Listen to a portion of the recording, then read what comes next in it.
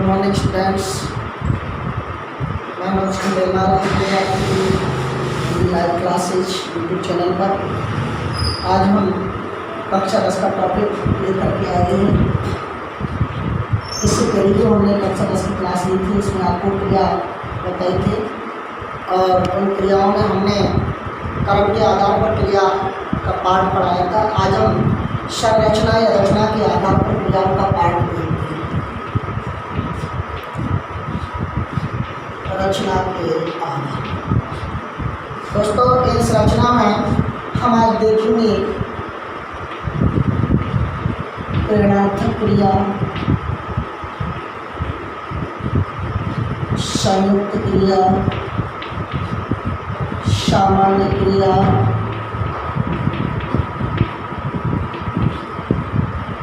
और तात्कालिक क्रिया, पूर्वकालिक क्रिया, नाम धातु क्रिया, प्रथम क्रिया आदि अनेक क्रियाओं के बारे में आज हम विस्तार से चर्चा करेंगे। बच्चों, हमने कल आपको बताया था कि कार्य का करना या होना जहाँ पाया जाता है वो क्रिया कहलाता है। कार्य के आधार पर हमने इसके दो प्रकार बताए थे, सकर्मक और अकर्मक। इस सकर्मक और अकर्मक में हमने ये कहा था कि जहाँ कर्म की प्रधानता होती है वो सकर्मक, और जहाँ कर्म की प्रधानता नहीं होती वो अकर्मक होती है। सकर्मक क्रिया के पाठ बताए थे, अकर्मक क्रिया के लिए मैंने पाठ आपको बताए थे। आज इस पाठ को टॉपिक को अपन यहाँ समाप्त कर देंगे। सबसे पहले अपन बात करते हैं क्रिया संरचना के आधार पर, और वो क्रिया है सबसे पहले अपन की सबसे पहले क्रिया देखेंगे अपन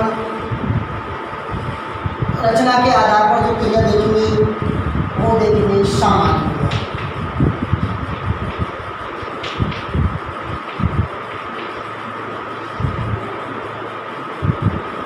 देखें सामान्य क्रिया एक वो रूप है जैसे अपन बोल देते हैं, इसके पीछे ना लगा पाएगा। क्या लगा पाएगा? ना लगा पाएगा। तो देखिए इसकी परिभाषा में लिख देता हूं, जिस क्रिया के रूप से कल जो विशेष है उसका पता नहीं लगता हो, जिस क्रिया के रूप से कल विशेष का पता ना लगता हो वो सामान्य क्रिया कहलाती है। और इसके पीछे क्या लगा होता हो? ना। क्या लगा होता है? ना। जैसे रोना, पीना, सोना, खाना आदि। अब मैंने आपसे बोला कि सामान्य क्रिया मूल रूप से ऐसी क्रिया होती है जिसके पीछे क्या लगा होता है? नाम, यानी कल विशेष का पता नहीं लगता। ये क्या कहलाती है? सामान्य क्रिया। अब बात करते हैं दूसरी संयुक्त क्रिया। एक ही क्रिया लिए करते हैं ना। पहले तो मैं थोड़ा सा कैसे इनकी क्रिया के बारे में आपको समझा दूँ, फिर आगे क्रिया लेंगे। संयुक्त क्रिया दो या दो धातुओं से मिलकर बनी होती है। दो या दो धातुओं से मिलकर बनी हुई होती है। सामान्य क्रिया के रूप में ये जो संयुक्त क्रिया है दो धातुओं के रूप में मिलती है। जैसे खाना खा लिया, एक तो खा और लेना, तो संयुक्त तो धातुओं से मिलकर बनी है, इसलिए इसको क्या नाम दे दिया हमने? संयुक्त क्रिया। क्या नाम दे दिया? संयुक्त क्रिया। देखिए हम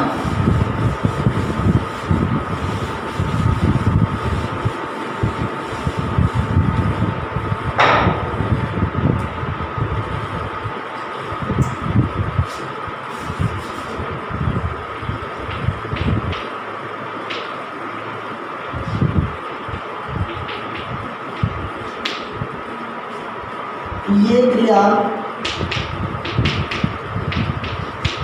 दो धातुओं के योग से बनती है।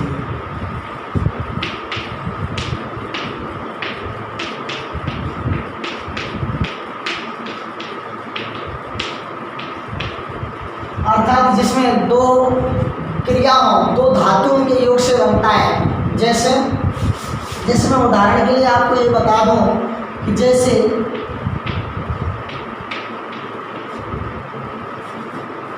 मुझे खाना खाने दो।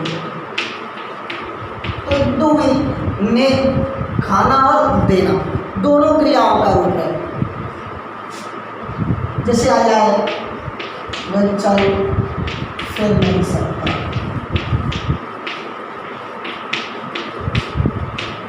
अब दो क्रियाएं इसमें, चलना है और एक फिरना है। चलना और फिरना दोनों जॉइंट में है, इसलिए इनको क्या कहा गया? संयुक्त क्रिया। क्या कहा गया? संयुक्त क्रिया कहा गया। ऐसे हमने संयुक्त क्रिया में देखा कि जो क्रिया दो धातुओं के योग से मिलकर बनती है उसे अपन संयुक्त क्रिया कहते हैं। दो धातुओं के योग से मिलकर बनने वाली क्रिया संयुक्त क्रिया कहलाती है। अब जैसे अलग क्रिया देखते हैं, प्रेरणार्थक। अब वैसे तो संयुक्त क्रिया के काफी भेद हैं। निश्चय बोधक क्रिया है, आज्ञार्थक क्रिया है, निश्चितता का बोध होने वाली क्रिया है अलग, लेकिन हमें यहाँ इतना ही पढ़ना है। अब देखिए सब प्रेरणार्थक दोस्तों, इसमें कार्य होता है, कर्ता जो होता है ना, कर्ता इस क्रिया में खुद कार्य नहीं करता है, खुद कार्य नहीं करता, दूसरे को कार्य करने की प्रेरणा देता है या प्रेरणा दूसरों को जिस कार्य से मिलती है वो प्रेरणार्थक क्रिया कहलाती है। कर्ता स्वयं कार्य ना करके किसी दूसरे से कार्य करने की प्रेरणा देता है या दिलवाता है या प्रेरणा जहाँ मिलती है वो प्रेरणार्थक क्रिया कहलाती है। अब देखो इसमें प्रथम प्रेरणा भी होती है, द्वितीय प्रेरणा भी होती है। तो क्रिया है ना तीनों रूपों में होती है साहब। देखो कैसे होती है साहब, एक तो धातु और मान लो एक प्रथम प्रेरणा और एक द्वितीय प्रेरणा। अब जैसे मैंने लिख दिया सर सुनना, ये धातु से बनी हुई है सुनना। अब यहाँ सुनाना, यहां मैंने लिख दिया सुनवाना। ये सब तीनों रूपों में इसका प्रयोग होता है। प्रथम प्रेरणा में होती है, धातु रूप में भी होता है, द्वितीय प्रेरणा में भी प्रयोग कर सकते हो। तो देखिए कि जहां कार्य करने का खुद कार्य ना करके करता, किसी दूसरे से कार्य करवाने की कोशिश करता है या प्रेरणा देता है या प्रेरणा मिलती है वो प्रथम प्रेरणार्थक क्रिया कहलाती। जैसे मालिक ने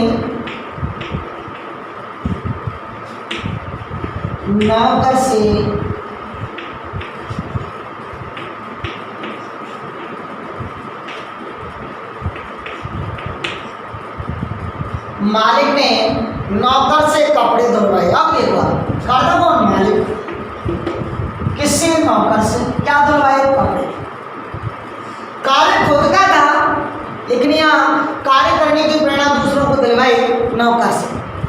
तो यहाँ सब खुद का कार्य खुद ना करके दूसरे से जहाँ कार्य दिलवाया जाता है वहाँ प्रेरणार्थक क्रिया कहलाती है। जैसे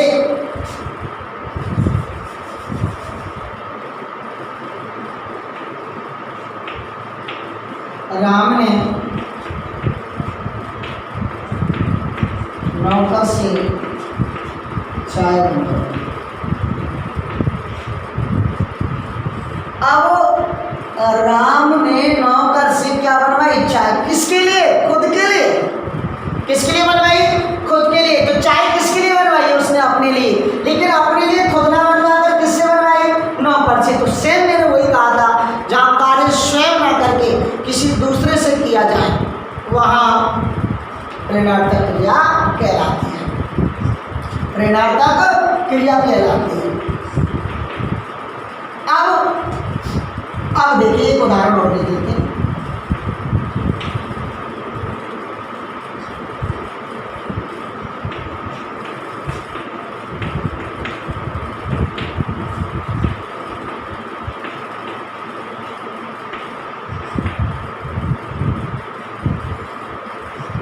देखो माँ ने बच्चे को दाई से दूध पिलाया। दूध पिलाने का काम किसका था? माँ का, लेकिन खुद कार्य ना करके किससे करवाया? दाई से। तो ये सब क्या है? क्या है सब? माँ ने बच्चे को दाई से क्या पिलाया? दूध। तो ये सब क्या है? प्रेरणार्थक क्रिया। क्या है? प्रेरणार्थक क्रिया। देखो अब अगली क्रिया पर चलते हैं।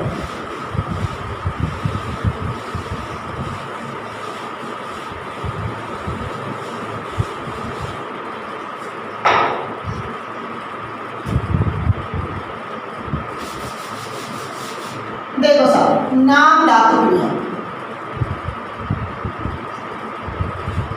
देखो सर, बहुत इंपॉर्टेंट क्रिया है, देखना कि बहुत सी क्रिया जिनमें क्रियाओं का योग होता है, लेकिन यहाँ ये क्रिया जो संज्ञा, सर्वनाम और विशेषणों के योग से मिलकर बनती है। अर्थात संज्ञा, सर्वनाम, विशेषण के बाद कोई प्रत्यय लगकर के जो क्रिया बनती है वो क्या कहलाती है? नाम धातु। अब संज्ञा शब्दों से नाम धातु क्रिया बनती है, सर्वनाम शब्दों से नाम धातु क्रिया बनती है और विशेषण शब्दों से भी नाम धातु क्रिया बनती है। मैं आपसे ये कहूँ, मैं आपसे ये भी कहूँ कि आपको शॉर्ट में याद रखना है ये शब्द, आना शब्द याद रखना है।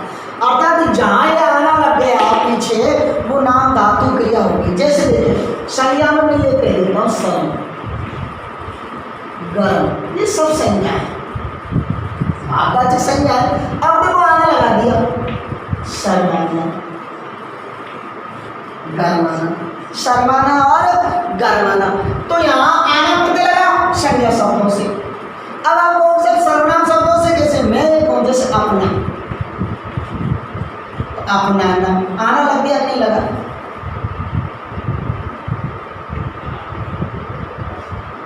तो आना प्रत्यय क्या लगा?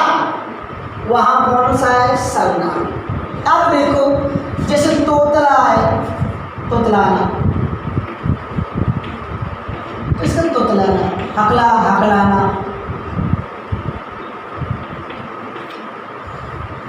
तो जहां संज्ञा, सर्वनाम और विशेषण शब्दों के पीछे आना प्रत्यय लग करके जो क्रिया बनती है वह नाम धातु क्रिया कहलाती है। कौन सी क्रिया कहलाती है? नाम धातु क्रिया। अब तक हमने 3 क्रिया पढ़ी। पहली क्रिया हमने सामान्य क्रिया, जिसमें आप तो ये रखना ना लग जाए, क्या लग जाए? ना लग जाए। दूसरी क्रिया हमने पढ़ी संयुक्त क्रिया, 2 धातु के योग से बनती है। और तीसरी पढ़ी थी हमने प्रेरणार्थ क्रिया, अर्थात जहाँ कर्ता स्वयं कार्य ना करके दूसरे से कार्य करवाता है, वहाँ क्या है? वैसा वो प्रेरणार्थ क्रिया है। और चौथी पढ़ी हमने नाम धातु क्रिया, जहाँ संज्ञा, सर्वनाम और विशेषण शब्दों से जो क्रिया बनती है, अर्थात यूँ कहें आना प्रत्यय लग करके जो क्रिया बनती है वो नाम धातु क्रिया कहलाती है। ठीक है, समझ में आ रहा है?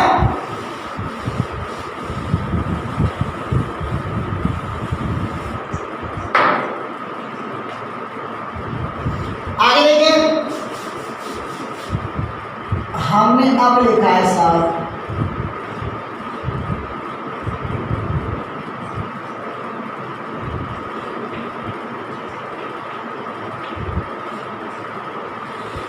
पूर्वकालिक क्रिया। देखो नाम से, पूर्व से पहले काल में समय, पहले समय में होने वाली जो क्रिया है वो पूर्वकालिक क्रिया कहलाती है। देखते हैं इसके बाद बहुत सारे रूप में इस ये क्रिया जहाँ भी पाई जाएगी वहाँ वाक्य में 2 क्रियाओं का मेल होगा। क्या होगा? 2 क्रियाओं का मेल। तो मैं यूँ कहूँ कि पहली क्रिया समाप्त हो जाने के बाद ही दूसरी क्रिया स्टार्ट होती है। यानी दूसरी क्रिया जब स्टार्ट होगी तब होगी जब पहली क्रिया समाप्त हो जाएगी। अर्थात पहली क्रिया के समाप्त होने के बाद जहाँ दूसरी क्रिया का समावेश होता है वो पूर्वकालिक क्रिया होती है। देख रहे कैसे? वह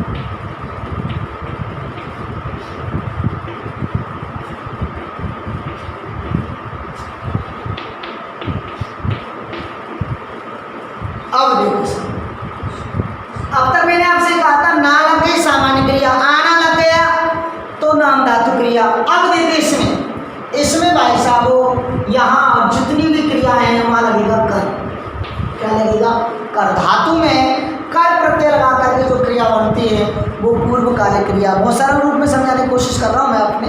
जहाँ कर प्रत्यय लग जाती है वह पूर्वकालिक क्रिया कहलाती है। उदाहरण देते हैं, देखिए वह खाना खाकर सो गया, वह खाना खाकर सो गया। अब देखो, अब सोया कब, सोया कब, वो कब सोया, वो जब सोया जब उसने खाना खा लिया। ये थोड़ी खाना खा रहा है और खाते खाते ही सो गया, अर्थात सोने की तैयारी उसने कब की, जब उसने पहले क्या कर लिया, खाना खा लिया।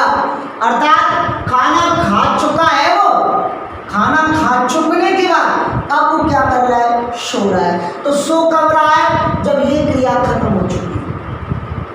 तो मैंने कहा था पहली क्रिया जब खत्म होती है और उसके बाद दूसरी क्रिया स्टार्ट होती है, तो पहली क्रिया जो खत्म हुई समय से पहले, इसलिए इसको कहा गया पूर्वकालिक, यानी पूर्णकालिक क्रिया। यहाँ देखो, चोर सामान चुरा कर भाग गया, दूसरी क्रिया स्टार्ट हुई भागना।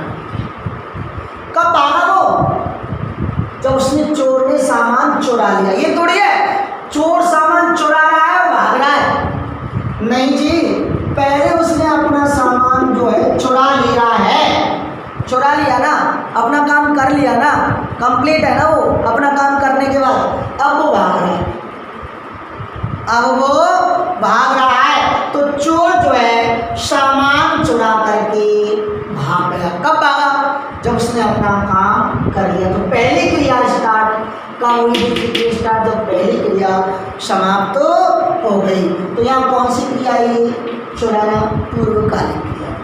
देखो मैं दौड़कर भाग जाऊंगा, पहले मैं दौड़ूंगा, ठीक है, फिर भागूंगा। देखो पुजारी ने नहाकर पूजा की, बिना नहाए पूजा कर रहे हैं क्या, नहीं, ये थोड़ी नहा भी रहे और पूजा भी कर रहे हैं, नहीं जी। पहले पुजारी ने ये काम किया, क्या काम की, नहाया है, क्या नहाया, उसके बाद उसने क्या की, पूजा की है। पूजा स्टार्ट की कब, जब वो नहा लिया। तो पुजारी ने नहा करके पूजा स्टार्ट की। तो पहला काम क्या था, पहला काम ये किया उसने कि वो नहा लिया, और नहाने के बाद उन्होंने क्या स्टार्ट की, पूजा स्टार्ट की। क्या स्टार्ट की, पूजा। तो यहाँ कौन सी क्रिया है दोस्तों, पूर्वकालिक क्रिया। कौन सी क्रिया, पूर्वकालिक क्रिया। अर्थात जहाँ दो क्रियाओं का योग होता है, ऐसे तो संयुक्त क्रिया में दो क्रियाओं का योग होता है, लेकिन दूसरी क्रिया जब स्टार्ट होती है जब पहली क्रिया समाप्त हो जाती है। तो पहली क्रिया जो समाप्त क्रिया होती है वो क्रिया कहलाती है पूर्वकालिक क्रिया। देखिए सर, एक क्रिया है जिसमें अपन अंतर नहीं कर पाते अधिकतर, तात्कालिक क्रिया। देखिए इसमें क्या है, अधिकतर इस क्रिया में तत्काल होने वाली क्रिया अर्थात समय का ध्यान रखना,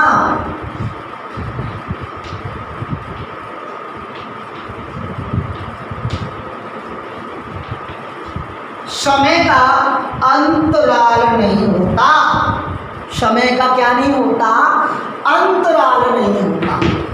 जब इससे पहले हमने अभी अभी क्रिया पढ़ाई थी, उसकी क्रिया का नाम था पूर्वकालिक। इसमें क्या है, इस क्रिया में पूर्वकालिक में समय का अंतराल होता है, इसमें क्रम का अंतराल होता है, यहाँ समय का अंतराल होता है। सर कैसे, अब मैं एक उदाहरण अभी आपको दूं, जैसे वह खाना खाते ही सो गया, ये लिखा। तो खाना खाते ही सो गए, एकदम ये लिखा। और इससे पहले मैं ये देखूं, वह खाना खाकर सो गया। अब दोनों को भाग लेना, पहले देखना, वह खाना खाकर, यानी उसने खाना खा लिया, यानी खा चुका है वो खाना, वह खाना खा चुका है। अब खाना जब उसने खा चुका है, कंप्लीट कर लिया दी क्रिया, उसके बाद वो सो गया। अर्थात समय का क्या रहा, अंतराल रहा कि नहीं रहा, अंतराल पाया गया, अंत समय का डिस्टेंस जो है, दूरी है, अंतर जो पाया गया। लेकिन यहाँ देखो, वह खाना खाते ही, अर्थात यूँ पता ही नहीं चल रहा है कि कब उसने खाना खाया और कब वो सो गया। खाना खाते ही बहुत से ज़्यादा खाना खाते ही सो गया। तो यहाँ क्या लगा होता है, ही, और जो ही लगा होता है ना, वो इस क्रिया के और इस क्रिया दोनों के बीच जो है समय का जो अंतराल है उसको खत्म कर देता है। अर्थात जहाँ कार्य के होने का क्रिया बीच का अंतर का पता नहीं चलता, समय के अंतराल का पता नहीं चलता, वो कहलाती है तात्कालिक क्रिया। क्या कहलाती है, तात्कालिक। आप तो ये ध्यान रखें, ना लग गया पीछे सामान्य क्रिया, रोना पीना सोना खाना उठना बैठना ऐसे। आना लग गया पीछे ता, हो गया सर आपका नाम धातु क्रिया। कर लग गया कर, तो हो गया आपका पूर्वकालिक क्रिया। ही लग गया तो आपकी हो गई तात्कालिक क्रिया। ऐसे तो याद रख पाओगे ना, ऐसे तो आप याद कर ही लोगे ना, इस हिसाब से तो आप कर ही लोगे ना याद। तो इस तरह से आपको याद करना है, इस तरह से आपको याद करना है। ऐसे याद करने के लिए हम आपको 2 मिनट और लेंगे बस आपका। अभी आप 2 मिनट में याद कर लोगे पूरा कंप्लीट।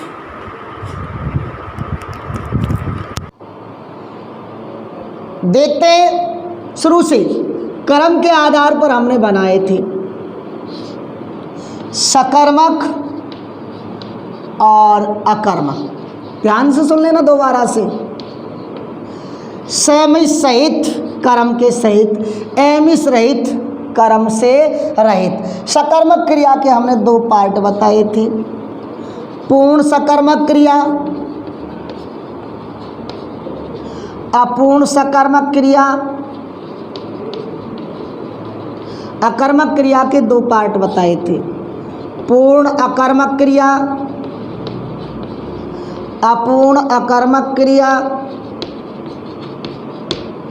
पूर्ण अकर्मक क्रिया, अपूर्ण अकर्मक क्रिया, पूर्ण अकर्मक और अपूर्ण अकर्मक। अब देखो, पूरी तरह सकर्मक का अर्थ है जहाँ क्रिया के होते हुए अन्य शब्दों का सहारा नहीं लिया जाता अर्थ निकालने के लिए।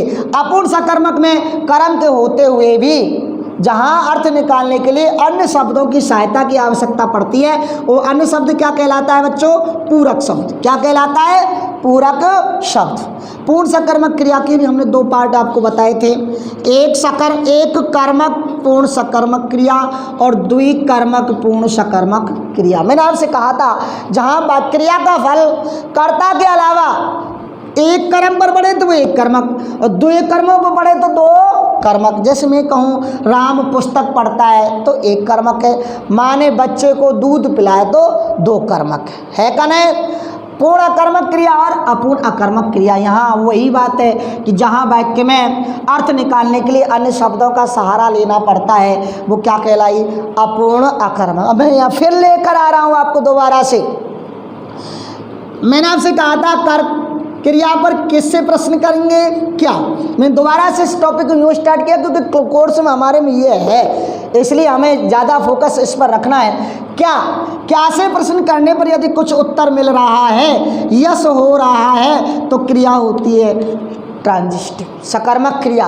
और यदि क्या से प्रश्न करने पर निरर्थक शब्द आ रहा है, उत्तर कुछ मिल ही नहीं रहा है, नॉनसेंस वाली बात है, तो क्रिया होती है अकर्मक। क्रिया कौन सी होती है, अकर्मक। लोग कहते हैं 100%, में कहता हूँ 250% यही बात है। अब कभी कभी ऐसा होता है कि हम लॉजिक रूप में सोचने लग जाते हैं कि जैसे मैंने कहा था कि राम खाता है, जैसे मैं लिख दूँ राम पढ़ता है।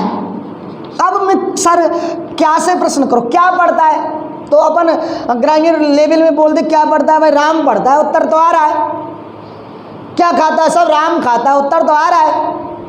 लेकिन मैंने तो अभी आपसे कहा था ये उत्तर क्या से प्रश्न करने पर उत्तर आ रहा है, यस कुछ आ रहा है, तो क्रिया सकर्मक हुई, तो यहाँ सकर्मक होनी चाहिए, लेकिन नहीं जी, ये क्रिया कौन सी है, अकर्मक है। तो ये फंडे हैं अपने इनको अपन के हिसाब से बना लेना चाहिए हर किसी को, ताकि हमें समझ में आ जाए। देखो मैंने क्या कहा था, यदि क्रिया पर क्या, किताब की भाषा नहीं बोल रहा हूँ, खुद की भाषा बोल रहा हूँ। यदि क्रिया पर क्या से प्रश्न करने पर उत्तर में कर्ता ही आता है, क्या आता है, कर्ता ही आता है, तो वो क्रिया आकर्मक होगी। अब देखो राम खाता है, क्या खाता है, राम तो है तो कर्ता।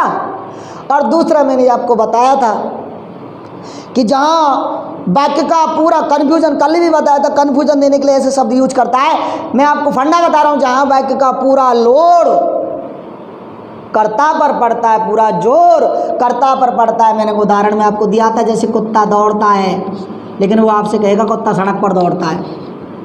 अब कुत्ता सड़क पे दौड़ चाहे जमीन पे दौड़, ऊपर दौड़ चाहे नीचे दौड़, छत पे दौड़ चाहे कहीं भी दौड़, हैरान परेशान तो कुत्ता ही होगा ना।